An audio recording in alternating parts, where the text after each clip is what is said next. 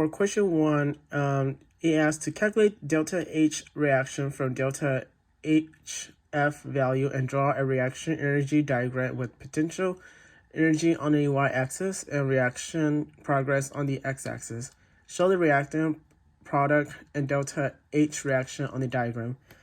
What I first did was converted these material into the delta HF naught, which I got from the conversion equation sheet, which gave me these numbers down here, which is negative 986.1 for CaOH2, and for negative 542.8 for Ca2 aqueous, and negative 230 for OH negative aqueous.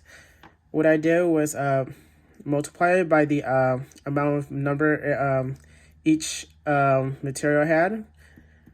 And when I multiply it, I get this equation here. And for the second part, since we know there's a negative and a negative equals to a positive, that becomes a positive 986.1 Kelvin Joule per mole. And when I solve for the equation, it gave me delta H reaction equals to negative 16.7 Kelvin Joule per mole. And for the diagram, we can see that it is a negative 16.7, which is lower. So the reactant would be a higher number into a lower number, which is an exothermic reaction diagram. And then for the second one, I did exactly the same thing again. I converted these material into their by getting the number from the conversion and equation sheet, and I get CO2 gas equals to negative 393.5, H2O liquid, I get negative 285.8 into C6H12O6 gives me negative 1,274, and O2 gas just gave me 0. And I did exactly the same thing again with the equation.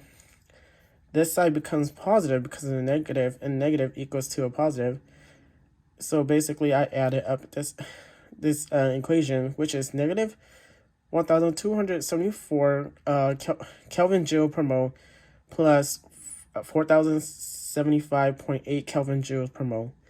And I get the delta H reaction, which is 2,801.8 Kelvin Joule per mole. And since this is a positive number, the reaction progress would be a lot higher. This would be the reactant, and the product's difference, which is delta H reaction equals to 2,801.8 Kelvin Joule per mole, which is an endothermic reaction